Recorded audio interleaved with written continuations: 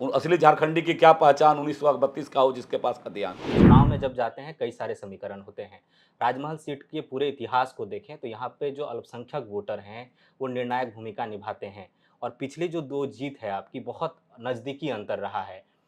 आप कितनी बड़ी चुनौती मानते हैं उसको और तब जब आप डेमोग्राफी बदलाव की बात कर रहे हैं इस समय? मैं बड़े ज़िम्मेवारी पूर्वक इस बात को कहता हूँ कि राजमहल विधानसभा क्षेत्र के उधवा प्रखंड में 8,000 मतदाता बढ़ते हैं, एक प्रखंड में, और 2019 से 24 के बीच में वहाँ 22,000 से अधिक मतदाता बढ़ते हैं।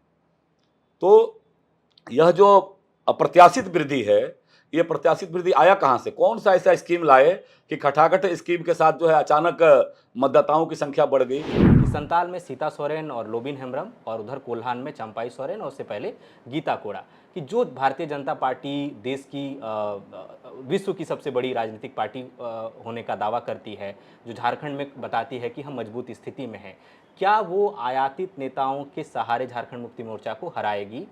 ये सवाल नहीं, बहुत उठते सवाल हैं। हमारा आयातित नेता के नाते नहीं। आने वाले 20 वर्षों में पाकुड़ और जो साहेबगंज जिला है वो अल्पसंख्यक बहुल जिला बन जाएगा और जिस तरह का दावा आप लोग भी कर रहे हैं कि पिछले 4 साल में आबादी बढ़ी है। अभी भी आप देखेंगे कि संताल में 2019 में प्रदर्शन अच्छा नहीं रहा। इन 2 जिलों की ही 6 विधानसभा सीटों में से 5 इंडिया के खाते में है। इस चुनाव में आप कितनी बड़ी चुनौती के तौर पर देखते हैं और कितनी बड़ी जिम्मेदारी आपकी हो जाती है कि ज़्यादा से ज़्यादा सीटें भारतीय जनता पार्टी के खाते में डाली जाए संताल से? मदरसों की संख्या बढ़ते जा रही है, सरकारी ज़मीनों पर कब्जे होते जा रहे हैं। आप एक टास्क फ़ोर्स बना कर के जाँच तो करवा लो।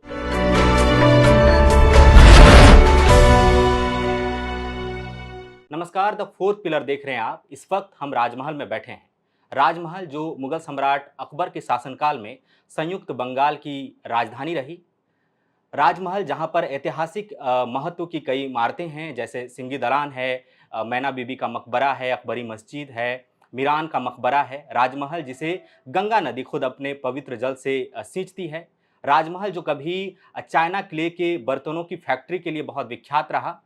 और इस वक्त हमारे साथ जो शख्स बैठे हैं उन्होंने इस विधानसभा सीट को 2 बार बीजेपी के खाते में डाला, जहां पर कमल खिलाना टेढ़ी खीर साबित होता है। शख्स जो जिनकी पहचान अब केवल राजमहल विधानसभा क्षेत्र के विधायक मात्र की रही नहीं है, बल्कि प्रदेश बीजेपी में उनकी थिंक टैंक के रूप में पहचान होती है। नेता जिनको राष्ट्रीय स्तर पर भी उनकी धमक कई बार सुनाई देती है। स्वागत कीजिए हमारे खास सेगमेंट नेतागण में राजमहल विधानसभा सीट से 2 बार के विधायक अनंत ओझा जी का। सर, बहुत स्वागत है आपका। नमस्कार। आपका परिचय केवल अब राजमहल विधानसभा सीट के विधायक के तौर पर नहीं रहा। इस बार आपको बड़ी ज़िम्मेदारी चुनाव घोषणा पत्र समिति के संयोजक के रूप में भी दी गई है। इसके अलावा आप प्रदेश स्तर पर आपको बड़ी ज़िम्मेदारियाँ दी जाती हैं। 10 साल का आपका इस विधानसभा सीट पर कार्यकाल रहा है। कैसे देखते हैं आप इस कार्यकाल को और ये जो यात्रा है, वो शुरू कैसे हुई राजनीतिक सफ़र आपका? नहीं, देखिए, आपका अभिनंदन कि आप इतने अच्छे विचार रखते हैं। लेकिन मैं तो भारतीय जनता पार्टी का एक कार्यकर्ता हूँ, और कार्यकर्ता होने के नाते, वैचारिक आधार होने के नाते, पार्टी हर स्तर पर जो भी ज़िम्मेवारी देती है, उसको प्रयास रहता है कि उस कार्यकर्ता होने के नाते पूर्णता की जा सके।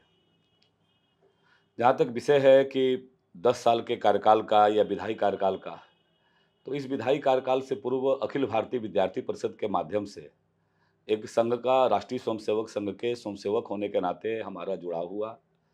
छात्र जीवन में जब कॉलेज में गए, तो जो उस समय के अग्रणी हमारे भूमिका निभाने वाले लोग थे, उन लोगों ने अखिल भारतीय विद्यार्थी परिषद के माध्यम से मुझे जोड़ा, और वहाँ से राष्ट्रीय विचार की जो भावना है, वह राष्ट्रीय विचारों के साथ जुड़ना, लड़ो पढ़ाई करने को, पढ़ो समाज बदलने को।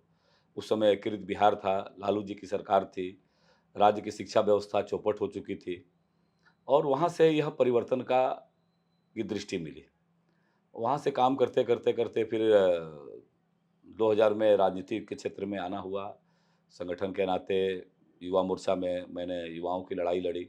आपको ध्यान में होगा कि राज्य बनने के बाद नौजवानों का सड़क का पहला संघर्ष केवल और केवल एक मुद्दे को लेकर के, रोजगार की लड़ाई हमने लड़ी थी, और विधानसभा का हम लोगों ने घेराव किया था। मधु कोड़ा जी उस समय मुख्यमंत्री हुआ करते थे, और ये नारा लगा था, भीख नहीं अधिकार चाहिए, जीने के लिए रोजगार चाहिए। फिर युवा मोर्चा के नाते सड़क का संघर्ष हुआ, बाद में फिर पार्टी के नाते प्रदेश के महामंत्री रहे, प्रदेश के उपाध्यक्ष रहे।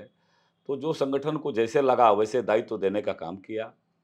बाद में इस क्षेत्र की जनता की सेवा करने का आशीर्वाद पार्टी ने दिया और विगत 10 वर्षों से यहाँ का 10 वर्षों से कुछ कम माह अभी विधायक के रूप में यहाँ के लोगों का सेवा करने का अवसर मिला है। उसको अपने ओर से प्रयास है कि कोई कमी ना रहे। जिस उद्देश्यों को लेकर के पार्टी ने भरोसा जो जताया है और यहाँ के जनगण का जो विश्वास है, उस विश्वास को पूरा करने में अपने ओर से कोई कोर कसर हमने नहीं छोड़ा है। आनंद जी, आप तीसरी बार चुनाव में जाने वाले हैं, आप संभावित उम्मीदवार हैं भारतीय जनता पार्टी की इस सीट से। क्या चुनौतियाँ आप देखते हैं इस सीट पर और कैसी तैयारी है इस चुनाव के लिए आपकी? नहीं, हमारे लिए तो 24 गुना 7 की सेवा है। आप स्वतः स्वाभाविक रूप से लोगों से पूछ सकते हैं, पार्टी संगठन का काम और फिर इस राजमहल विधानसभा की क्षेत्र की जनता के प्रति वो दायित्व। जिस जनता ने मेरे जैसे एक किसान के बेटे को, एक गाँव में रहने वाले बेटे को विश्वास करके और अपना महत्तम आशीर्वाद देने का काम किया है, तो उसकी हर सोच को, हर सपने को पूरा करने की दिशा में हमें प्रयत्नशील बनना है, ऐसी संकल्पना को लेकर के हम काम करते हैं। रही बात जहाँ तक मैं आपको थोड़ा 2014 से पूर्व का जो राजमहल विधानसभा था, एक दृश्य आपके सामने रखता हूँ। आप किसी भी यहाँ स्थानीय लोगों से बात करेंगे तो ध्यान में आएगा कि जो सामान्य नागरिक जीवन की मूलभूत ज़रूरतें हैं, उन मूलभूत ज़रूरतों में भी हम निचले पायदान पर खड़े थे। हमें बिजली मिलती थी, 2014 से पहले का बिजली के बारे में आकलन करेंगे तो मात्र 12-13 मेगावाट यहाँ बिजली मिलती थी। साहेबगंज नगर के तो 6 मेगावाट, 7 मेगावाट बिजली मिलती थी और स्थिति इतनी भयावह थी कि एक बार थोड़ा-सा आंधी आया, ट्रांसमिशन लाइन इतनी बदतर थी कि एक बार आंधी आया और वो 5 दिन 7 दिन तक ब्रेकडाउन रहता था। राजमहल उधवा की तो बात ही न करें। एक ट्रांसफ़ार्मर जलता था हमारे यहाँ, तो ट्रांसफ़ार्मर जलने के लिए लोगों को देवघर या दुमका से लाना पड़ता था, वो भी 50,000 से लेकर के 1 लाख रुपया तक लोगों को हर्जाना वो एक सरकारी टैक्स, गब्बर टैक्स के नाम पर 500, 100, 100, 200, 500 रुपया संग्रह होता था, तब वो ट्रांसफ़ार्मर आता था। आज जब हम 2024 में खड़े होकर के बोल रहे हैं, तो ये विश्वास के साथ बोलते हैं कि यहाँ हमने टीआरडब्ल्यू की स्थापना कराई, जो मौलिक ज़रूरतें थी।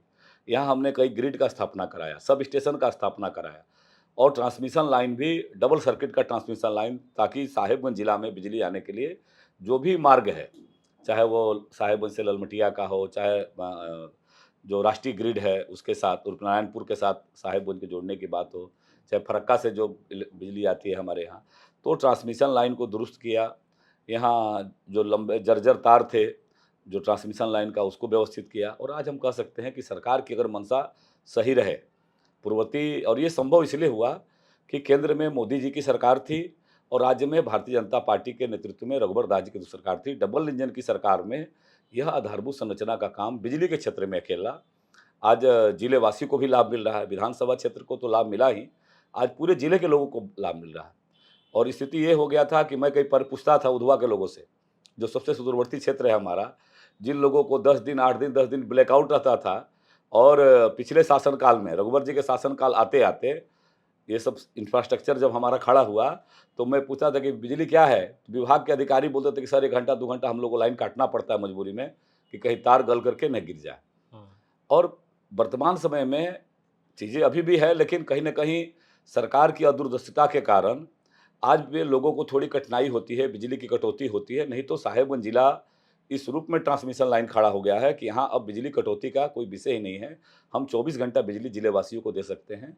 तो ये सुकून मिलता है खुद को कि जो प्रारंभिक ज़रूरत है, मतलब बिजली कहे कि हर नागरिक जीवन का प्रारंभिक ज़रूरत है, वो सुकून मिलता है।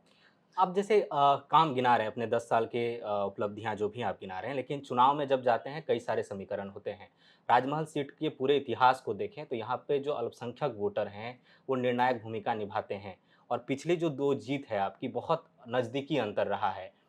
आप कितनी बड़ी चुनौती मानते हैं उसको, और तब जब आप डेमोग्राफी बदलाव की बात कर रहे हैं इस सीट पर? नहीं, इस सवाल पर हम आगे आते हैं। मैंने इसलिए कहा, जैसे यहाँ के लोगों का सपना था, हुँ, वो सपना था कि बरसों-बरसों तक लोग लड़ाई लड़ते थे, साहेबगंज मनिहारी गंगा पुल की माँग को लेकर हुँ। के। आज वो सपना साकार होते दिख रहा है। आदरणीय प्रधानमंत्री नरेंद्र भाई मोदी जी के मार्गदर्शन में आदरणीय नितिन गडकरी जी ने उस सपना को पूरा किया। यहाँ के लोगों का 4 लेन तो सोच भी नहीं सकते थे। मैं जब चुनाव में आया था, तो चुनाव में आते समय हमने यहाँ कहा था लोगों को कि हम एनएच तो कहलाते हैं, लेकिन 8 फीट 10 फीट सड़कें हमारे यहाँ मौजूद है, और सड़कों में गड्ढा है कि गड्ढे में सड़क है, ये दिखता नहीं था।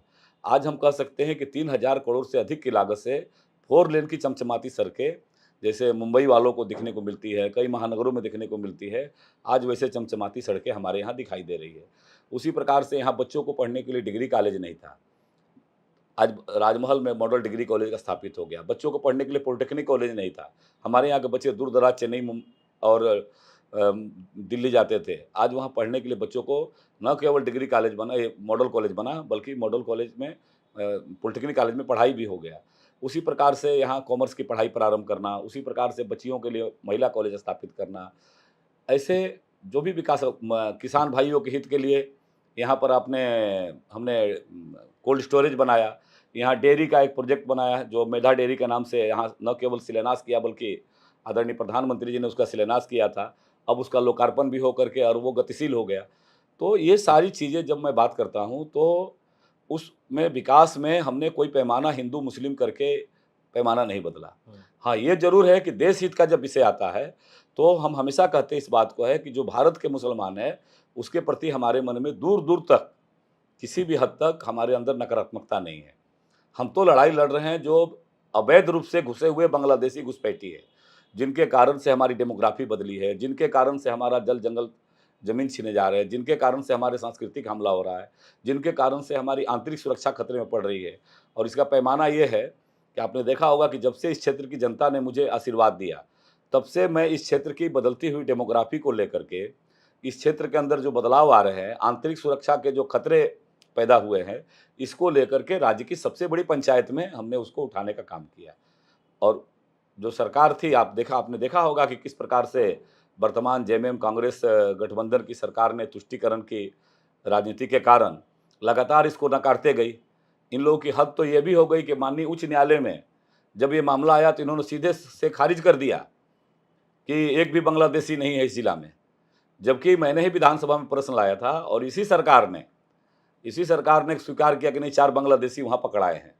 ऐसे इसकी संख्या हज़ारों में है, लेकिन चूँकि वोट बैंक की राजनीति के कारण ये इतने अंधे हो चुके हैं कि इनको देश हित के बारे में, अवैध रूप से घुसे हुए बांग्लादेशी घुसपैठ के बारे में और भारत के नागरिक के बारे में अंतर इनको दिखाई नहीं देता है। देखिए, जैसे आपने बांग्लादेशी घुसपैठ की बात की, तुष्टीकरण की बात की। आपके जो विरोधी हैं यही आरोप घुमाकर आप पर लगाते हैं कि आप बांग्लादेशी घुसपैठ को लेकर, चूँकि जितनी बड़ी जनसंख्या बताई जाती है, आपकी तरफ से दावा किया जाता है, वो कह रहे हैं कि ये ऐसा तो नहीं कि 5 साल में हो गया। इसके 5 साल पहले रघुवर दास की सरकार थी, आपने ही कहा कि केंद्र में सरकार थी डबल इंजन की। तो कहा कि आपने क्या कदम उठाए? दूसरा, वो ये कहते हैं कि जहाँ तक तुष्टीकरण की बात है, वो कहते हैं कि चूँकि चुनाव आया और लोकसभा चुनाव के समय से ये देखा गया कि भारतीय जनता पार्टी झारखंड में बहुत मुखर हो गई बांग्लादेशी घुसपैठ को लेकर। उसके पहले इस मुद्दे पर इतना कहा नहीं। और वो कहते हैं कि आप इन चूँकि संताल में कमज़ोर हैं और 2019 में प्रदर्शन भी अच्छा नहीं रहा। अगर पाकुड़ और साहेबगंज ही 2 जिलों को देख लें तो 5-6 में से 5 सीटें उनके खाते में है। तो कह रहे हैं कि आप हिंदू वोटों का ध्रुवीकरण करने के लिए बांग्लादेशी घुसपैठ का मुद्दा आप लोगों ने अचानक से उठाना शुरू किया। पहली बात तो मैं भी भारतीय जनता पार्टी का कार्यकर्ता हूँ और भारतीय जनता पार्टी के एक कार्यकर्ता होने के नाते देश के सवाल पर, देश की सुरक्षा के सवाल पर अगर सदन के अंदर ये सवाल उठाते हैं, तो वो सवाल केवल अनंत ओझा का सवाल नहीं होता है, वो भारतीय जनता पार्टी के विचारों के साथ जुड़ा हुआ होता है। और इसीलिए कल और आज में ये अंतर है कि कल भारतीय जनता पार्टी के जो सरकार थी, रघुवर दास जी की जब सरकार थी, उस सरकार में भी हमने ये सवाल उठाया और कार्रवाई होती थी। अगर हमने अपने ज़िले में, साहेबगंज ज़िले में, पाकुड़ ज़िले में पॉपुलर फ्रंट ऑफ इंडिया जो एक अतिवादी संगठन है, उस पर प्रतिबंध लगाने का सवाल उठाया, तो उस प्रतिबंध लगाने की सवाल के जवाब में सरकार ने उस पर प्रतिबंधित करने का काम किया। अगर हमने एनआरसी अपडेशन की बात उठाई कि एनआरसी की प्रक्रिया इस क्षेत्र में चालू की जाए, तो पूर्ववर्ती रघुवर उस समय भी जेएमएम कांग्रेस के लोगों को, सरकार भले ही भाजपा की थी, जब हम सदन के अंदर ये सवाल लाते थे, तो राज्य की सबसे बड़ी पंचायत इस बात की साक्षी है कि जेएमएम कांग्रेस के लोग, यहाँ तक कि उनके जो विधायक दल के नेता है, वो खड़े होकर के घुसपैठियों के समर्थन में खड़े हो जाते थे। इससे बड़ा इस राज्य के लिए दुर्भाग्यपूर्ण नहीं हो सकता है। और उस समय रघुवर दास जी की सरकार उस पर कार्रवाई करती थी। अंतर आज ये है कि वोट बैंक की राजनीति के कारण, तुष्टीकरण की पोषित करने वाले कृत्य के कारण इतने अंधे हो चुके हैं कि इनको आदिवासियों का हित भी दिखाई नहीं देता है, इनको इस राज्य का हित भी दिखाई नहीं देता है। जल जंगल जमीन का नारा तो ये लगाते हैं, लेकिन झारखंड में को बांग्लादेशी घुसपैठियों का पनाहगार बनाने की दिशा में वहाँ पर ये मौन साध लेते हैं। मैंने विधानसभा के अंदर ये सवाल किया था कि साहेबगंज जिले के मेरे खुद के विधानसभा के लोगों के नाम से राजमहल के रहने वाले लोगों का दुमका जिला के जरमुंडी प्रखंड के तलझारी में वहाँ उनका अवैध रूप से वैध नागरिक प्रमाण पत्र बनाने की कार्रवाई चल रही है, जो पुलिस ने पकड़ा है। मैंने कहा इसकी जांच कराई जाए। सरकार ने कहा कि सीआईडी जांच करा रहे हैं। 3 साल तक हम सवाल उठाते रह गए, 3 साल तक लगातार इस आवाज़ को देते रह गए, लेकिन आज तक सीआईडी जांच का फलाफल नहीं आया। तो इनकी नीयत पता चलती है। दूसरी बात, जो कह रहे हैं कि ये नहीं हुआ है, पूर्ववर्ती रघुबर दास जी की सरकार थी। मैं सरकार से बात नहीं करता हूँ। जी। मैं एक ऐसे जनप्रतिनिधि हूँ कि मैं हमेशा इस बात को कहता हूँ, ऑन रिकॉर्ड में मैंने कहा है विधानसभा के अंदर, कि सरकार होती है। एक राजनीतिक दल आते हैं, राजनीतिक दल स्थापित होते हैं, लेकिन सिस्टम चलता है। तो रघुबर दास जी की सरकार में अगर बात करते हैं राजनीतिक दल के होने के नाते, 2014 से 19 के बीच में राजमहल विधानसभा क्षेत्र के उधवा प्रखंड में केवल 8,000 मतदाता बढ़ते हैं। मैं बड़े जिम्मेवारी पूर्वक इस बात को कहता हूं कि राजमहल विधानसभा क्षेत्र के उधवा प्रखंड में 8,000 मतदाता बढ़ते हैं एक प्रखंड में, और 2019 से 24 के बीच में वहां 22,000 से अधिक मतदाता बढ़ते हैं। तो यह जो अप्रत्याशित वृद्धि है, ये प्रत्याशित वृद्धि आया कहां से? कौन सा ऐसा स्कीम लाए कि खटाखट स्कीम के साथ जो है अचानक मतदाताओं की संख्या बढ़ गई? ये वोट जिहाद, ये लव जिहाद इन्होंने प्रारंभ किया, लव जिहाद से इन्होंने लैंड जिहाद किया, और उसी रास्ते ये वोट जिहाद की तैयारी कर रहे हैं। उन अवैध रूप से लोगों का आखिर कौन लोग है? मैं तो चुनाव आयोग के पास जो वैधानिक संस्था है, संवैधानिक संस्था है, हमारा उसके प्रति आदर बोध भी है। ये चुनाव आयोग के पास हमने गुहार लगाया है, राज्य के पास भी लगाया है, केंद्रीय चुनाव आयोग के पास भी गुहार लगाया है कि आप एक बार जांच कराइए, इतनी अप्रत्याशित वृद्धि हुई कहां से? 2014 से 19 के बीच में एक मतदान केंद्र में मात्र 70-80 जो नैसर्गिक वृद्धि होती है वही दर्ज होता है, और 19 से 24 के बीच में 600 से 1400 वृद्धि हो जाता है। तो ये वृद्धि हुआ कहां से? कौन लोग आया है? तो कहीं न कहीं ये सरकार के मौन समर्थन होने के कारण और ये घटनाएँ घटी है, और इसके कई जीवंत उदाहरण राज्य ने देखा है। आप देखिए विधानसभा में आज तक किसी ने हिम्मत नहीं किया। जब नौजवान हमारे रोजगार की माँग करना शुरू किए, तो इन्होंने नमाज़ विधानसभा के कक्ष में नमाज़ करने का कर नमाज़ कक्ष बनाने का काम किया। चर्चा माँग किए रोजगार के बारे में, इन्होंने नमाज़करण करने का काम किया। तो ऐसी पूरे राज्य के अंदर घटनाएँ पड़ी हुई है। तो इससे इस बात का पुष्टि है कि इस ये राज्य में जेएमएम कांग्रेस के नेतृत्व की हेमंत सोरेन जी की सरकार लगातार तुष्टीकरण के कारण इन घुसपैठियों के बारे में मौन साधे हुए है, और उसी मौन का परिणाम है कि आज साहेबगंज जिला, पाकुड़ जिला की डेमोग्राफी इस शासन में बहुत तेजी से बढ़ी है। देखिए, आप लोग लोकसभा चुनाव के समय से ही ऐसा लगा कि विधानसभा चुनाव की भी तैयारियां साथ-साथ शुरू हो गई थी, और ऐसा लगा कि भारतीय जनता पार्टी के लिए सबसे बड़ा मुद्दा ही बांग्लादेशी घुसपैठ है। सरकार अगर अप्रत्यक्ष तौर पर मानती भी है, या सरकार में जो पार्टी है झारखंड मुक्ति मोर्चा और कांग्रेस, वो अप्रत्यक्ष तौर पर अगर मानती भी है कि घुसपैठ हुआ, तो वो 2 आरोप आप पर लगाते हैं कि घुसपैठ की जब आप बात करते हैं तो एक उँगली आप सरकार की तरफ उठाते हैं तो 4 आपकी तरफ होती हैं। क्यों? क्योंकि अंतर्राष्ट्रीय सीमाओं की सुरक्षा केंद्र के जिम्मे है, और केंद्र में बीजेपी की सरकार है। केंद्रीय गृह मंत्रालय देखता है आंतरिक सुरक्षा को। दूसरी बात ये कि जो इस आधार कार्ड के बारे में सबसे ज़्यादा कहा जाता है कि उन्होंने आधार कार्ड बनवा लिए, जिसे केंद्र सरकार ने जब लॉन्च किया तो कहा ये सबसे सुरक्षित पहचान का ये है। तो वो 2 सवाल उठाते हैं कि आपने जिसको सबसे सुरक्षित बताया, उसी के बारे में आप कह रहे हैं कि आपने बड़े पैमाने पर लोग कार्ड बनवा रहे हैं। दूसरा, कि बॉर्डर पार करके आ रहे हैं तो आपकी ज़िम्मेदारी थी रोकना, लेकिन आप हम पर आरोप लगा रहे हैं। ये थोड़ा राष्ट्रीय परिप्रेक्ष्य का विषय है, और 90 के दशक से बांग्लादेशी घुसपैठ के विषय को हम लोगों ने लड़ा है, संघर्ष किया है, और उस समय जब शासन सत्ता इस बात को मानने को तैयार नहीं थी कि घुसपैठ हो रहा है, उस समय शासन सत्ता को एहसास कराने का भी हम लोगों ने काम किया कि देखो ये बांग्लादेशी घुसपैठ क्यों हो रहा है। यह जिसके साथ गलबहिया डाल करके अभी वर्तमान झारखंड मुक्ति मोर्चा सरकार चला रही है, वैसी पार्टी जो इस देश के अंदर छद्म सेकुलरवाद के नाम पर इस देश के साथ महापाप किया है, और उन्हीं के किए हुए पापों की सजा आज देश अनेक मोर्चे पर भुगत रहा है। उसमें से एक बांग्लादेशी घुसपैठ की भी समस्या है। जब असम के अंदर आपको थोड़ा इसलिए मैंने कहा कि राष्ट्रीय परिप्रेक्ष्य में है। असम के अंदर 1980 के दशक में घुसपैठ होना प्रारंभ हुआ। वहाँ के छात्र युवाओं ने सड़क पर आंदोलन किया। कांग्रेस उसको नकारते रही, दमनात्मक कृत्य करते रही। जब आंदोलन उग्र हुआ तो आईएमडीटी एक्ट उन्होंने ही, कांग्रेस के शासन ने ही लगाया। ठीक है, उसका हश्र उन्होंने बाद में जो उनकी नीति रही है, उसी नीति के तहत उन्होंने उसका हश्र भी किया। तो उसी प्रकार से इस झारखंड और एकीकृत बिहार था, उस बिहार के समय में भी इन लोगों ने इसी प्रकार का पाप किया है, जिसके कारण से आज ये दंश हमको झेलना पड़ रहा है। आज उनको कौन रोका था? आज़ादी के 65-70 सालों तक उन्होंने देश की शासन व्यवस्था पर प्रत्यक्ष-अप्रत्यक्ष राज किया। बांग्लादेश के साथ हमारी सीमाओं को सुरक्षित बनाने की ज़िम्मेवारी किसको थी? खुली सीमा उन्होंने करने का काम किया। आज नरेंद्र भाई मोदी जी है, जो बड़े पैमाने पर सीमाओं के ऊपर बाड़ लगाने का काम तेजी से चल रहा है, और तेजी से, न केवल तेजी से चल रहा है, बल्कि उसको सीधे तरीके से मॉनिटरिंग करने का भी काम प्रत्यक्ष रूप से भी चल रहा है। ये खुली किताब की तरह ये सबके सामने है, और हमारी सीमा खुली रहने के कारण ही ये घुसपैठिए आसानी से इसका मार्ग चुनते हैं।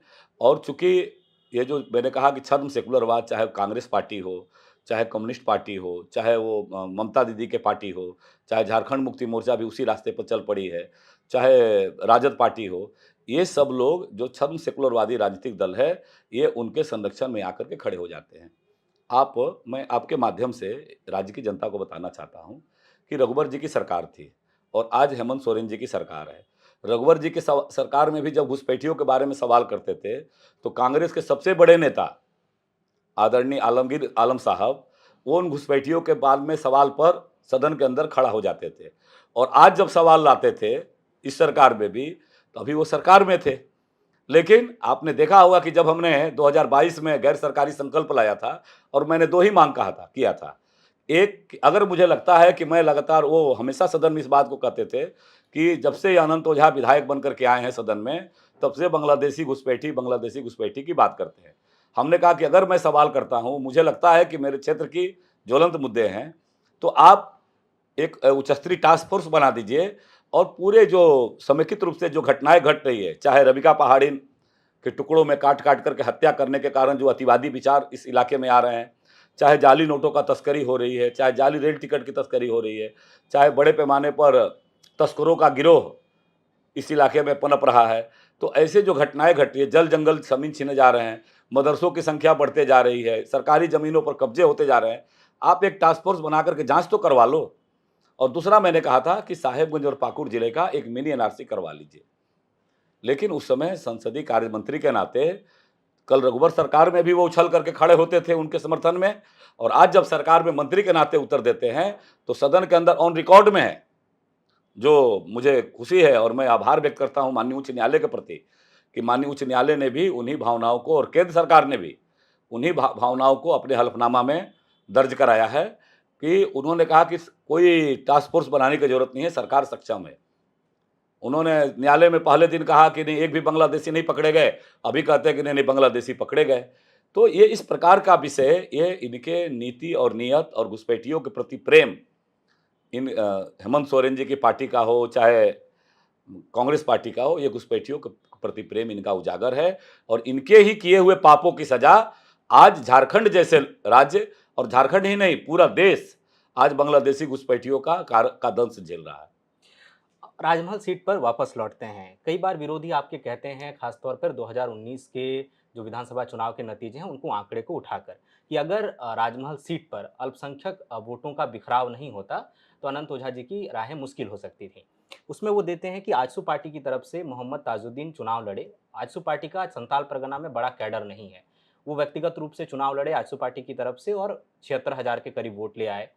झारखंड मुक्ति मोर्चा की तरफ से केताबुद्दीन चुनाव लड़ते हैं, वो 25,000 के आसपास वोट ले आते हैं, और अगर उन दोनों वोटों को मिला दें तो वो 1 लाख का आंकड़ा पार कर जाता है। आप इस सीट से जीते 88,000, कह लें कि तकरीबन 90,000 वोट आप लेकर आए। आप कितना सही मानते हैं उन दावों को, और कितनी बड़ी चुनौती मानते हैं यहाँ पर जो अल्पसंख्यक वोटों का एक तरफ वोट करने का ट्रेंड रहा है? नहीं, यह तो दुर्भाग्यपूर्ण है। आप नेता किस लिए चुनते हैं? अगर ये मानसिकता है, इस मानसिकता के आधार पर वोटिंग होता है, तो निश्चित रूप से यह लोकतंत्र के लिए भी खतरनाक है। एक राजनीतिक कार्यकर्ता अपने दल के नाते हो, अपने दल से अलग हो, वो अपने मुद्दों पर लड़ाई लड़ता है। जनता के जो अपेक्षाएँ हैं, वो उन अपेक्षाओं पर लड़ाई लड़ता है और केवल धार्मिक चादर ओढ़ा करके, जाति की चादर ओढ़ा करके। चूँकि मैंने इसीलिए कहा कि यही पाप कांग्रेस पार्टी ने आज़ादी के बाद 65-70 सालों तक इन लोगों ने पाप किया है। ये विभाजनकारी राजनीति, ये तुष्टीकरण की राजनीति, ये जाति संप्रदाय की राजनीति, यही पाप इन लोगों ने किया है।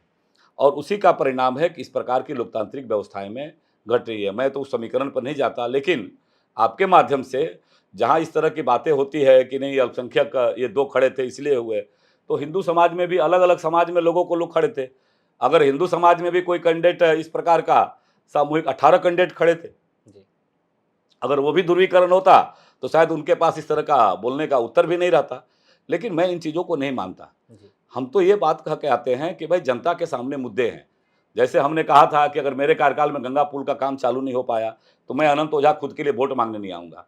आज मैं आपके चैनल के माध्यम से कह सकता हूँ कि इसी प्रकार का एक माँग राजमहल के लोगों का भी है। उस दिशा में कई प्रयास भी हुआ है। आदरणीय प्रधानमंत्री जी के निर्देशन में, आदरणीय केंद्रीय मंत्री नितिन गडकरी जी ने कई प्रयास भी किया है। राजमहल से मानिकचक भी गंगा पुल बनना चाहिए, चूँकि अगर सड़कें बनती है, अगर पुल बनता है, अगर बिजली मैंने पहुँचाने का काम किया, अगर अच्छी सड़कें देने का काम किया, मॉडल डिग्री कॉलेज बनाने का काम किया, सीवरेज युक्त शहर बनाने का काम किया, किसानों के लिए अगर कोल्ड स्टोरेज बनाने का काम किया, डेयरी का काम अगर हमने किया, तो ये किसी को विभाजन करके नहीं बना। समाज में रहने वाले, क्षेत्र में रहने वाले, जो भी हमारे यहाँ का वैध नागरिक है, जो हमारे देश के नागरिक है, देश के मतदाता है, उन सभी के लिए कल्याण के सोच करके हमने काम किया। और मुझे विश्वास है कि जनता जब इन मुद्दों पर विचार करेगी, संवेदनशीलता के साथ विचार करेगी, तो ये तुष्टीकरण की राजनीति करने वाले लोग, ये धर्म के नाम पर राजनीति करने वाले लोग, एक राजनीतिक कह सकते हैं कि उपेक्षित बोध के साथ राजनीति करने वाले लोग, इस राजनीति का समाप्ति होगा। और इस क्षेत्र के जो विकास की गाथा हमने शुरू किया था, ये ठीक है कि इस सरकार की गलत नीतियों के कारण, चूँकि मुझे भी गर्व था कि मैं हमेशा सदन के अंदर इस बात को कहता था कि हमारे ज़िले से माननीय मुख्यमंत्री जी आते हैं। मैं हमेशा इस बात को कहता था कि हमारे ज़िले से माननीय मुख्यमंत्री इसी ज़िले से आते हैं। आप साहेबगंज में घूम लीजिए, मैं तो विपक्ष का विधायक हूँ। मुझे इस क्षेत्र की जनता ने सिर्फ़ इसी काम के लिए चुना है कि हमारी क्षेत्र की जो समस्याएँ हैं, जो भावनाएँ हैं, उन भावनाओं को राज्य की सबसे बड़ी पंचायत में उठा करके और उसका समाधान वहाँ से लेकर के आए। जो भी समस्या है, लेकिन आज माननीय मुख्यमंत्री जी का जिला रहने के बावजूद भी आप देखिए, आप जो एनएच 80 वर्तमान कहलाता था, इस सवाल को मैंने कोविड के तुरंत बाद उठाया। सरकार ने सदन के अंदर कहा कि 15 दिनों के अंदर हम उसको सड़क बनाने का काम चालू कर देंगे। 15 दिन की जगह पर 500 दिन से भी ज़्यादा हो गया, 700 दिन हो गया, लेकिन वो नहीं बना। अंत में एनएचआई के माध्यम से उसको डिपॉजिट में राशि मिला, उसको भी इन्होंने लटकाने-अटकाने के कारण जो है वो भी काम कई जगहों पर तो शुरू भी हो गया, कई जगह मिर्ज़ा चौकी से साहिबगंज के बीच में शुरू भी नहीं कर पाए। उसी प्रकार से यहाँ इंजीनियरिंग कॉलेज हमने स्वीकृति कराया था, ये प्रवृत्ति रघुवर दास सरकार में स्वीकृत हुआ। ज़मीन आवंटन को लेकर के इन्होंने आज तक उसको पूरा नहीं किया। मेडिकल कॉलेज की स्वीकृति भारत सरकार के सहयोग से होनी है, उसको लेकर के हम लोगों ने सदर अस्पताल के बगल में सुझाव दिया कि इसी को क्षेत्र को एकीकृत करके और यहाँ मेडिकल कॉलेज स्थापित कराया जाए। तो उसको इन्होंने वन भूमि का ज़मीन उपलब्ध करा दिया। उसी प्रकार से उधवा के अंदर डिग्री कॉलेज का हमने डिमांड किया था कि उधवा में डिग्री कॉलेज स्थापित हो जाएगा तो 2.25 करोड़ की आबादी को राहत मिलेगा। उसी प्रकार रघुवर दास की सरकार में हमने ये आपको किसान भाइयों के हित में एक योजना लाई थी वहाँ उधवा में चालू करने का। तो ये इसी प्रकार का इन्होंने इस क्षेत्र के साथ उपेक्षा किया है और मुझे लगता है कि इनके पास, हमारे प्रतिपक्ष के साथियों के पास विकास का एजेंडा नहीं है। इसीलिए जनता को लगातार भ्रमित करने का काम, कभी जाति के नाम पर, कभी क्षेत्रीय भावना के नाम पर, कभी गली के नाम पर, कभी अन्य मुद्दों पर ये भटकाव करने के लिए तैयार बैठे हैं। रघुवर सरकार के कार्यकाल में एक इंटरनल सर्वे की रिपोर्ट के आधार पर अखबारों में जो छपा, उसमें ये दावा किया गया कि आने वाले 20 वर्षों में पाकुड़ और जो साहेबगंज जिला है वो अल्पसंख्यक बहुल जिला बन जाएगा। और जिस तरह का दावा आप लोग भी कर रहे हैं कि पिछले 4 साल में आबादी बढ़ी है, अभी भी आप देखेंगे कि संताल में 2019 में प्रदर्शन अच्छा नहीं रहा। इन 2 जिलों की ही 6 विधानसभा सीटों में से 5 इंडिया के खाते में है। इस चुनाव में आप कितनी बड़ी चुनौती के तौर पर देखते हैं और कितनी बड़ी जिम्मेदारी आपकी हो जाती है कि ज़्यादा से ज़्यादा सीटें भारतीय जनता पार्टी के खाते में डाली जाए संताल से? पहली बात तो ये जो बांग्लादेशी घुसपैठ का विषय है, और उसके कारण से जो जनसांख्यिकी बदलाव हुआ है, खुद मेरे व्यक्तिगत जीवन के लिए भी और राजनीतिक क्षेत्र के लिए भी, ये हमारे लिए राजनीतिक मुद्दा नहीं है। यह मुद्दा राजनीतिक विषय नहीं होकर के इस क्षेत्र के रहने वाले जो भी नागरिक हैं, जिनके मन में भी भारत माता की जय का उद्घोष निकलता है, ऐसे सभी नागरिकों के लिए यह हमारे लिए जीवन मरण का प्रश्न है। मैं उसको राजनीतिक चश्मे से नहीं देखता, और वो संघर्ष का भी जो रास्ता है, यह बांग्लादेशी घुसपैठियों के खिलाफ, यह राजनीतिक एजेंडा हमारा नहीं है। क्योंकि इस क्षेत्र के लोगों का जो दर्द है, इस क्षेत्र के लोगों, तो भारतीय जनता पार्टी उसकी आवाज़ बनी है। जहाँ तक रही राजनीतिक एजेंडे के विषय को लेकर के, तो आपने देखा होगा कि किस जो अभी हेमंत सोरेन जी की जो गठबंधन सरकार है, चाहे जेएमएम के लोग हो, कांग्रेस के लोग हो, इन लोगों ने किस प्रकार से समाज के सभी वर्ग के लोगों को भ्रमित करने का काम किया। इन्होंने कहा नौजवानों से कि हम 5 लाख रोजगार देंगे, 5 लाख रोजगार नहीं दे पाए तो उनको 5,000 और 7,000 बेरोजगारी देंगे। आज नौजवान सड़क पर खड़ा होकर के पूछ रहा है कि भैया मेरा 5 लाख रोजगार क्या हुआ। आज 5,000 7,000 बेरोजगारी भत्ता कितने लोगों को दिया। इन्होंने कहा गरीब महिलाओं को प्रति वर्ष हम 72,000 रुपया उनको सहयोग करेंगे। आज 3,60,000 देने, 5 साल में 3,60,000 देने की जगह पर 1,000 2,000 रुपया दे करके लोगों को भ्रमित करने का काम कर रहे हैं। उसी प्रकार से इन्होंने संविदा कर्मियों को कहा कि तुम्हारा जीवन की सुरक्षा देंगे। स्वयं माननीय मुख्यमंत्री जी ने कई बार अवसर पर कहा। तो ऐसे भ्रमपुर, उसी तरह से किसानों के लिए, महिलाओं के बारे में, महिलाओं की सुरक्षा के बारे में, आदिवासियों की सुरक्षा के बारे में अनेक अबुआ दिसुम अबुआ राज, आज अबुआ दिसुम अबुआ राज की लड़ाई लड़ने वाले जो उनके अग्रणी नेता है, आज आप उठा करके देखिए सीता सोरेन जी कौन है, जो अलग राज्य की लड़ाई के अग्रणी नेताओं की उनकी ही धर्मपत्नी है। उसी प्रकार से आदरणीय लोबिन हेम्ब्रम जी कौन है, जब लोबिन हेम्ब्रम तो पूरे 5 सालों के अंदर जो सवाल खड़ा किए, वो वही तो सवाल खड़ा किए कि आपने कहा कि असली झारखंडी की क्या पहचान 1932 का हो जिसके पास खतियान। और भारतीय जनता पार्टी के विधायकों ने, चूँकि अलग राज्य भारतीय जनता पार्टी ने बनाया है, इसलिए इस राज्य के प्रति, यहाँ के लोगों के प्रति दर्द भारतीय जनता पार्टी को है। श्रद्धेय पंडित अटल बिहारी वाजपेयी जी ने यहाँ के लोगों के सपनों को पूरा करने का काम किया था। और हम सदन के अंदर आए, इन्होंने कहा कि 32 का खतियान लाएंगे हम। सदन के अंदर भारतीय जनता पार्टी ने खड़े होकर के सारे विधायकों ने सरकार को समर्थन दिया कि जैसे रघुबर दास जी की सरकार ने, वो दिल्ली को नहीं ले गए थे, उन्होंने वो दिल्ली के पास नहीं गए, उन्होंने मंत्रिपरिषद में लाया और ला करके उन्होंने आज भी नियुक्तियां जो कर रहे हैं ये रघुबर दास जी की सरकार के आधार पर ही कर रहे हैं। तो इसी प्रकार के ये भ्रमपूर्ण वातावरण बना करके यहाँ के संताल परगना के लोगों को, झारखंड के लोगों को भ्रमित करने का काम किया, और उसके आधार पर उन्होंने जनादेश लिया। ये सही है कि यहाँ की डेमोग्राफी बदली है, और बदली हुई डेमोग्राफी के हिसाब से भी कई समीकरण निश्चित रूप से प्रभावित हुए हैं।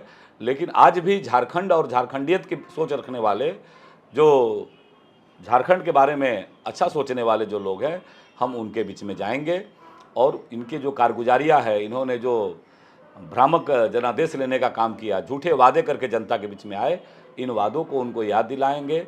और इसीलिए हमारी परिवर्तन यात्रा जो चल रही है, उस परिवर्तन यात्रा में जिस प्रकार से लोगों का आशीर्वाद मिल रहा है, यह इस बात का संकेत है कि झारखंड मुक्ति मोर्चा और कांग्रेस की गठबंधन की सरकार जा रही है और भारतीय जनता पार्टी की सरकार आ रही है। आपने लोबिन हेम्ब्रम का जिक्र किया, अभी सीता सोरेन का जिक्र किया।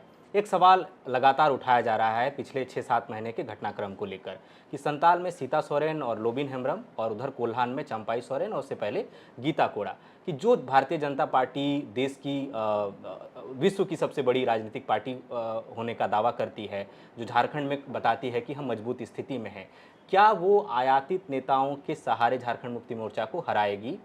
ये सवाल नहीं, सवाल हमारा आयातित नेता के नाते नहीं, ये कौन लोग हैं।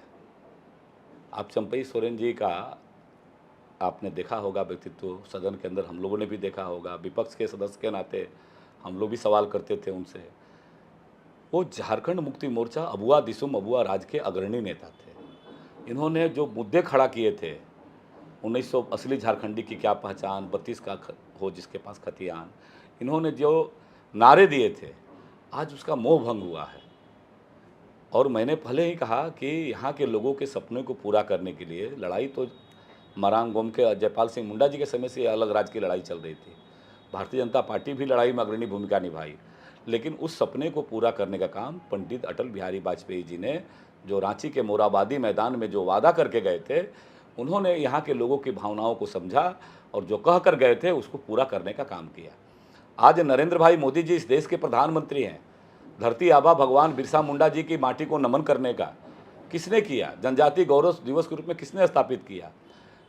कांग्रेस के बड़े युवराज इसी रास्ते से जाते हैं, इसी संथाल परगना के माटी से जाते हैं, बगल के रास्ते से वो यात्रा करके निकलते हैं। उनको फुर्सत नहीं होती है सिद्धो कानू चांद भैरव फूलो जानो की माटी को नमन करने का।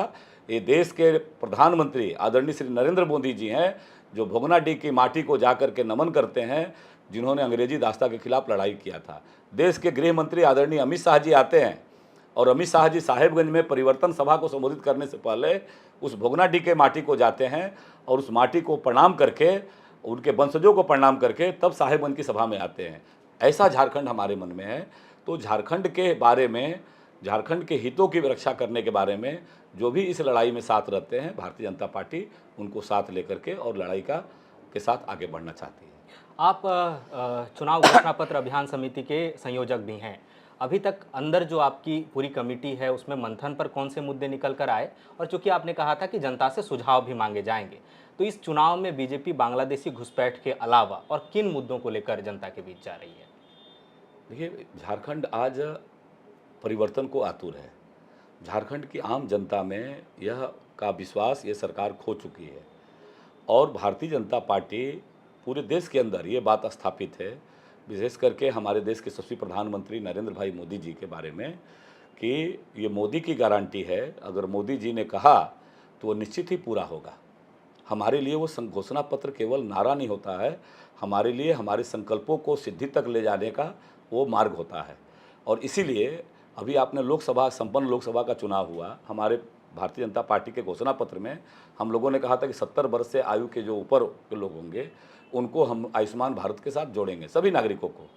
आप देखे होंगे कि पिछले मंत्रिपरिषद में वो निर्णय होकर के आ भी गया, वो इम्प्लीमेंट हो गया। उसी तरह से जो इस राज्य को जिस चौराहे पर ला करके ये सरकार ने खड़ी की है, यहाँ नौजवानों के मुद्दे हैं, उनके रोजगार के मुद्दे हैं, जिसको इस सरकार ने पूरी तरह से छलने का काम किया है। यहाँ हमारे संविदा कर्मियों के मुद्दे हैं, हमारे विभिन्न आउटसोर्सिंग के आधार पर जो युवा अपनी श्रम शक्ति को बेहतर झारखंड बनाने में लगा रहे हैं, उन आउटसोर्सिंग कर्मियों के मुद्दे हैं, यहाँ किसानों के मुद्दे हैं, महिलाओं के सम्मान के मुद्दे हैं, जिसको पूरी तरह से इस सरकार ने छलने का काम किया। 72,000 रुपया का प्रति साल देने का वादा करके 3,60,000 की जगह पर 1,000 2,000 दे करके और अपने आप को ढिढोरा पिटने का काम कर रही है। तो ऐसे सारे मुद्दे जो राज्य के लोगों के सवाल है, वह सवाल आज भी हमारे सामने है और निश्चित रूप से सबको समेकित रूप से, उसी प्रकार से राज्य के सर्वांगीण विकास, हम राज्य को किस दिशा में ले जाना चाहते हैं, हम पर्यटन के क्षेत्र में कैसे इस राज्य को खड़ा करके और रोजगार के नए अवसर पैदा कर सकते हैं, हम इंडस्ट्रियल एरिया डेवलप करके जिलों को यूनिट मान करके कैसे उसको स्थापित करते हैं। ऐसे ढेर सारे सुझाव यहाँ के नागरिकों के द्वारा, यहाँ के युवाओं के द्वारा, यहाँ के महिलाओं के द्वारा, यहाँ के आउटसोर्सिंग कर्मियों के द्वारा, यहाँ के संविदा कर्मियों के द्वारा, यहाँ के किसान पंचायत के माध्यम से किसान भाइयों के द्वारा हमारे पास आए हैं।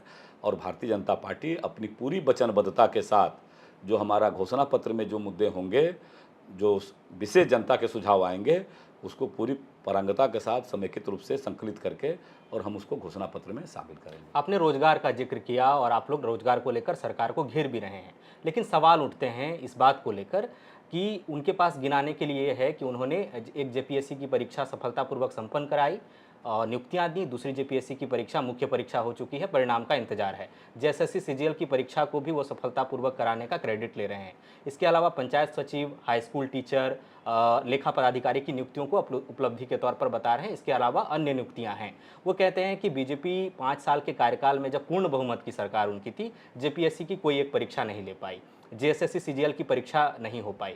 इसके बाद पारा टीचरों का जो मुद्दा है, पूरे साल 5 साल पारा टीचर आंदोलन करते रहे। आंगनबाड़ी सेविकाओं पर लाठीचार्ज के मुद्दे को बहुत कहा जाता है कि सरकार गिरने की एक बड़ी वजह वो रही। वो कहते हैं कि हमने उनका मानदेय बढ़ाया, पारा टीचरों को भी संतुष्ट किया है।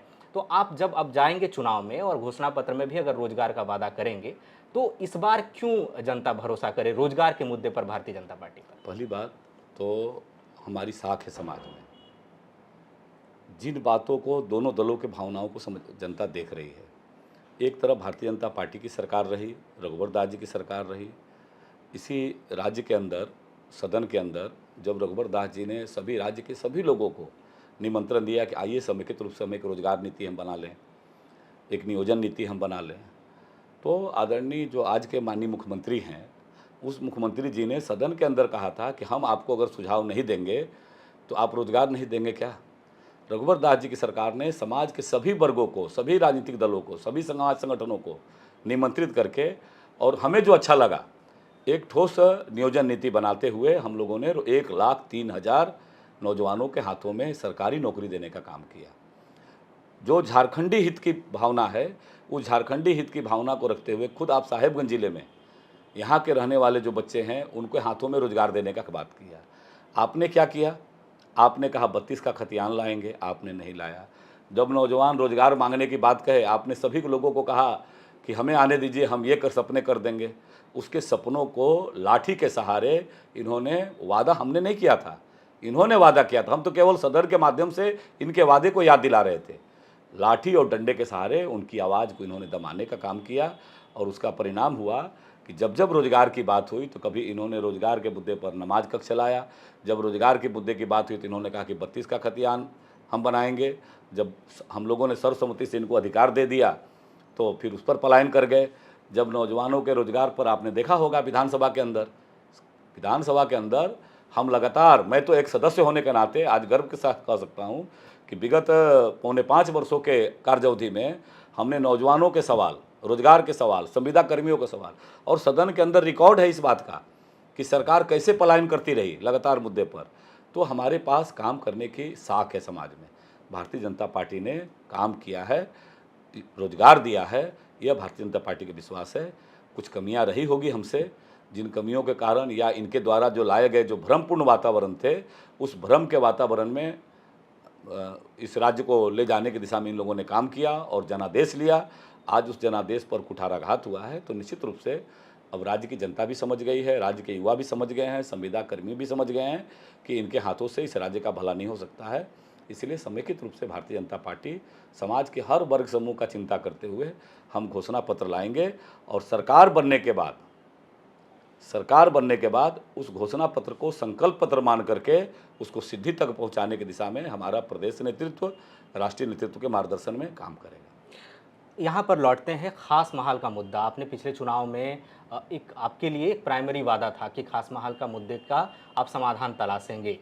उस पर 5 साल में आप कितना बढ़ पाए, और क्या आपको लगता है कि वो मुद्दा सुलझा नहीं तो लोगों की नाराज़गी झेलनी पड़ सकती है? तो फिर उनको कैसे समझा पाएंगे आपकी क्या? पहली बात तो कि देखिए, इस सरकार का नियत में ही खोट है। पूर्व के यहाँ के लोगों की जो भावनाएं थी, खास महल एक अंग्रेजों के समय का बनाया हुआ काला कानून, और मैंने सदन के माध्यम से लगातार इस बात को उठाते रहे, यहाँ के लोगों की भावनाओं को, दर्द को ले जाते गए, और उस खास महल जैसे काले कानून की समाप्ति के लिए लगातार सदन के अंदर लड़ाई लड़ते रहे। पहले के भी जो नेतृत्व समूह थे, उन लोग, उसकी सरकार थी, उन लोगों ने, हमारी भी सरकार रही है पूर्व में, उन्होंने उस समय के जो माननीय सदस्य उठाते रहे, लेकिन जो जनता की आकांक्षा थी, उस आकांक्षा को सदन के माध्यम से हमने एक ताकत देने का काम किया।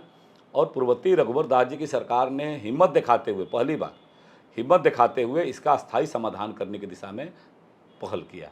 और इसके लिए मेरे ही सवाल के आलोक में सरकार ने एक उच्च स्तरीय कमेटी बनाई, अधिकारियों की कमेटी बनाई। अधिकारी देश के अन्य राज्यों में, चूँकि भू राजस्व से जुड़े हुए विषय थे, इससे जुड़े हुए विषय को लेकर के देश के कई राज्यों में अध्ययन कराया, उसकी वैधानिक स्वरूप का अध्ययन किया गया, और उस स्वरूप के आधार पर उन्होंने मंत्रिपरिषद के माध्यम से उसका स्थायी समाधान निकालने का काम किया। संयोग से रघुवर सरकार के कार्यकाल के अंतिम समय में इसका समाधान हो पाया। जब ये सरकार वर्तमान में आई, जेएमएम कांग्रेस की सरकार आई, तो इस सरकार में भी कई अवसरों पर हमने इस मामले को उठाया। इन्होंने विधानसभा के अंदर रिकॉर्ड में है, इन्होंने कहा कि जो काम आज तक आप नहीं किए हैं उस काम को हम करेंगे। मैंने उनके पापों को चर्चा नहीं किया कि आप ही का 65 वर्षों का किया हुआ पाप है। जिन प्रश्नों का समाधान, जो लोग 100 वर्ष से, 200 वर्ष से रह रहे हैं, हम रैयतधारी है, हमारे पास लगान रसीद सरकार को हम देते थे, फिर भी खास महल का मोहर मार करके और हमारे साथ, यहाँ के लोगों के साथ इन्होंने अन्याय किया था। लेकिन चूँकि राज्य के कई जिले भी खास महल जो विषय है उसके साथ जुड़े हुए थे, मैंने सदन के अंदर भी कहा, लेकिन पूरे राज्य के अधिकारियों ने राज्य के बारे में एक समेकित रूप से विचार करते हुए एक नीतिगत निर्णय लिया, मंत्रिपरिषद में पारित हुआ, गजट भी प्रकाशित हुआ। उसी गजट के आधार पर हमने सदन के अंदर ये सवाल लाया। सरकार लगातार लटकाते रही। कांग्रेस के विधायक दल के नेता भी सदन में जब उत्तर देते थे तो कहते थे कि आवेदन करवा दीजिए। जब लोगों ने आवेदन किया तो बोला कि 1 महीने के अंदर करेंगे। मैंने पूछा क्या समाधान निकला, तो इनके पास समाधान नहीं था। स्वयं माननीय मुख्यमंत्री जी मेरे सवाल पर सदन के अंदर खड़ा हुए, उन्होंने कहा कि हम इसका अस्थायी समाधान करेंगे, लेकिन इनकी नीयत में खोट थी। और इसका एक मैं उदाहरण देता हूँ कि पूर्ववर्ती रघुवर दास जी की सरकार में आदरणीय प्रधानमंत्री नरेंद्र भाई मोदी जी की महत्वाकांक्षी योजना, हर परिवार को, हर गरीब को अपना छत मिले, सभी का सपना रहता है। उस छत देने के लिए प्रधानमंत्री आवास योजना का संरचना हुआ। रघुवर दास जी की सरकार में शहर के अंदर रहने वाले हजारों परिवारों का अपना घर बना, इसी खास महल की भूमि पर घर बना। और जैसे ही सरकार बदली, सरकार बदलने के 1 महीने के बाद तक भी प्रधानमंत्री आवास से घर बनता था।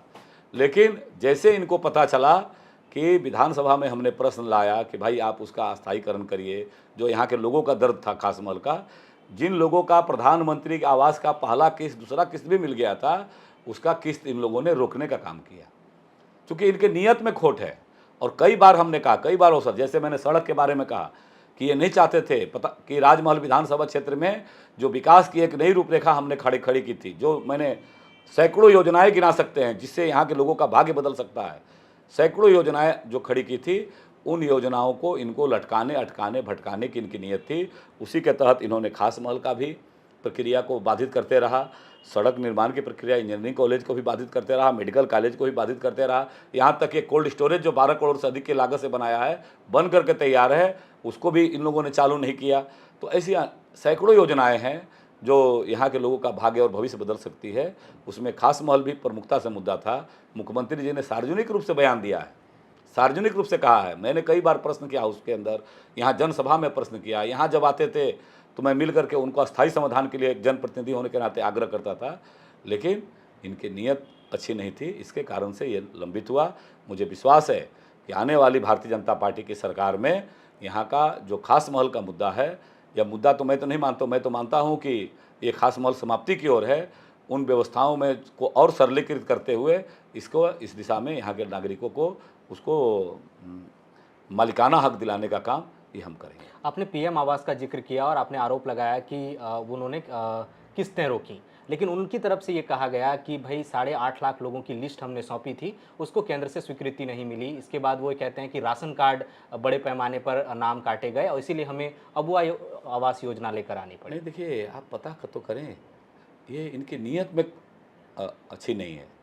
ये झारखंड को इसी प्रकार से भ्रमित करने का ये काम किया है। मैंने जो सवाल किया कि प्रधानमंत्री आवास योजना से साहेबगंज नगर के अंदर रहने वाले जो हमारे, जिनको अपने छत की लालसा में उन्होंने घर छोड़ करके किराए पर घर ले लिया, जिनको पहला किस्त जारी हो गया, दूसरा किस्त जारी हो गया, उसकी राशि रखी हुई है जिला के पास। ऐसे 2000 से ज़्यादा परिवारों को इन्होंने उस खुले में छत में रहने के लिए विवश कर दिया। आज 3 साल से लोग दर दर की ठोकर खा रहे हैं और सरकार के बैठे हुए हुक्मरान तक विधानसभा में अंदर सवाल उठाने के बाद भी ये उसको घर देने का काम नहीं कर रहे हैं।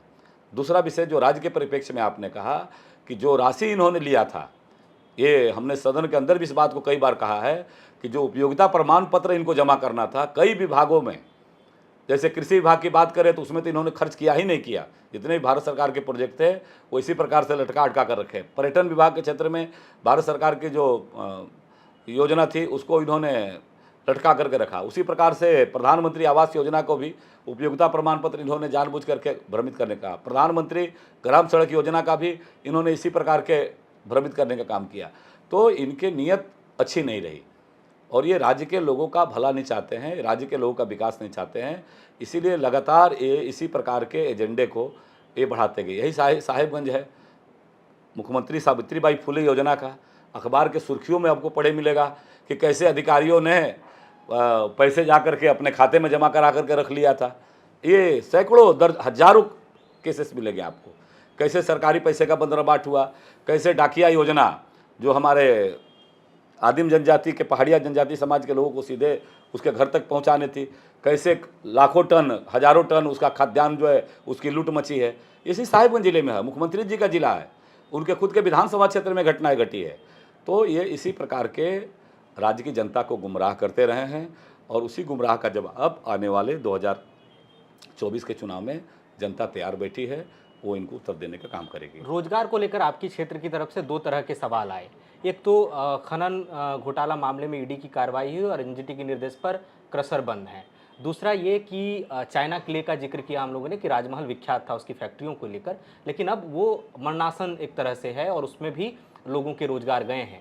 वो सवाल ये कर रहे हैं कि क्या कोई प्लान है सरकार के पास या हमारे स्थानीय विधायक के पास कि इन दो चीज़ों से या तो जिन्होंने रोजगार खोया तो इन्हें ही शुरू कराकर उनको रोजगार दिया जा सके, या वैकल्पिक, क्योंकि पलायन बड़ी समस्या है राजमहल विधानसभा क्षेत्र में। पहली बात तो ये तो दर्द मैंने देखा है।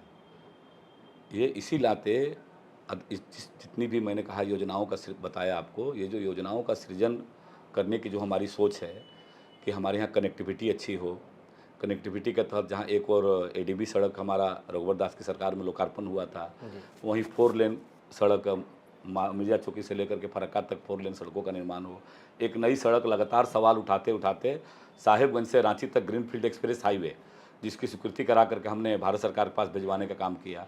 पूर्ववर्ती रघुवर दास जी की सरकार में जो साहेबगंज बंदरगाह है, साहेबगंज बंदरगाह से उड़ीसा का धामरा पोर्ट तक 4 लेन सागरमाला परियोजना से जोड़ने की बात है। सागरमाला परियोजना के तहत हजारों एकड़ इंडस्ट्रियल एरिया विकसित करने के लिए सरकार के द्वारा एक पत्र यहाँ लंबित है, पड़ा हुआ है।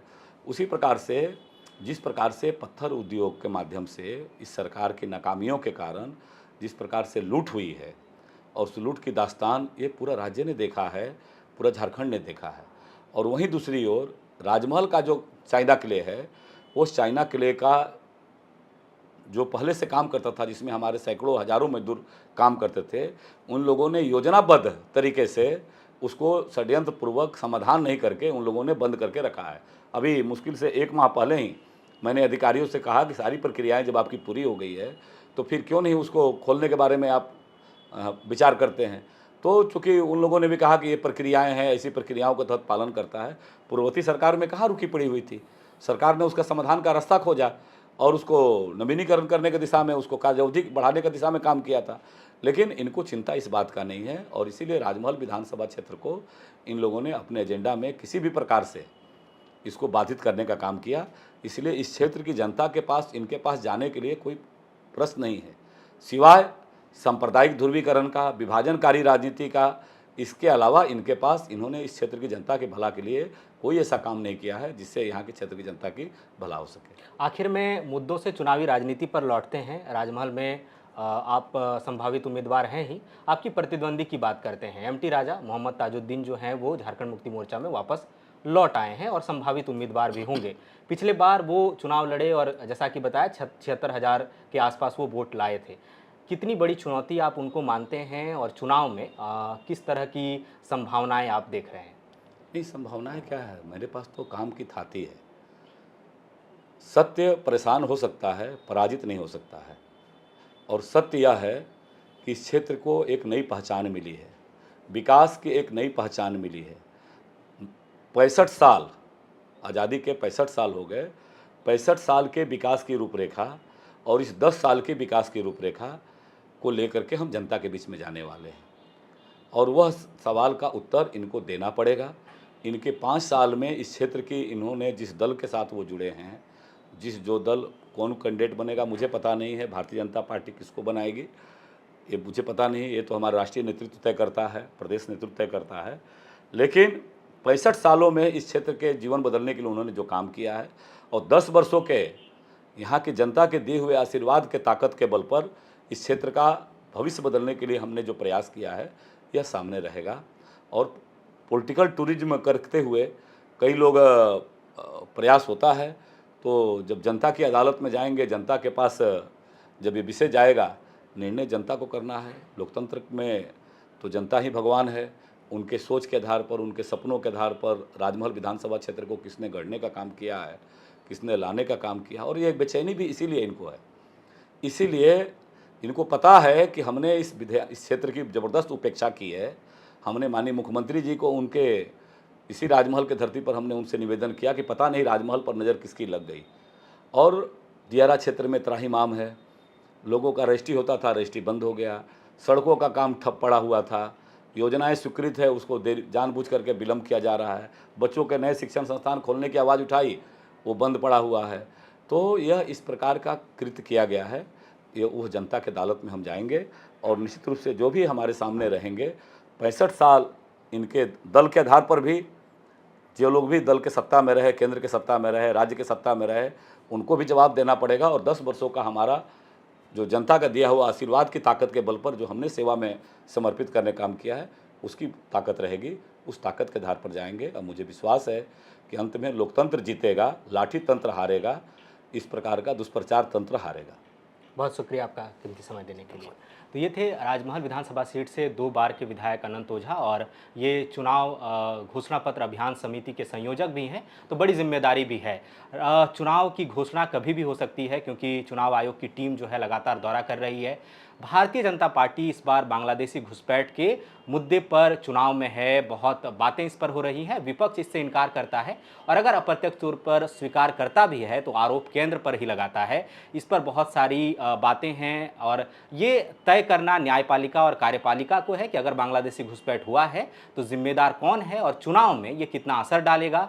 अगर राजमहल विधानसभा सीट की बात करें तो इसके बारे में ये कहा जाता है कि भारतीय जनता पार्टी के जो कोर वोटर्स हैं उससे ऊपर उठकर अनंत ओझा ने यहाँ पर अपनी जीत सुनिश्चित की। ये सीट जो है लगातार 2 बार भारतीय जनता पार्टी के खाते में डाली है। हालांकि इस बार जो है चुनाव, निश्चित तौर पर जब भी चुनाव होगा और 2 प्रतिद्वंदी होंगे तो मुकाबला कड़ा ही होगा। जब चुनाव की घोषणा हो जाएगी, जब कैंडिडेट का ऐलान हो जाएगा, तो हम फिर राजमहल में आएंगे, फिर बातचीत होगी और फिर देखेंगे। नतीजा तो आखिर में जनता को ही तय करना है। हमारा नाम सूरज है, कैमरे के पीछे मेरे सहयोगी हैं विकी। शुक्रिया।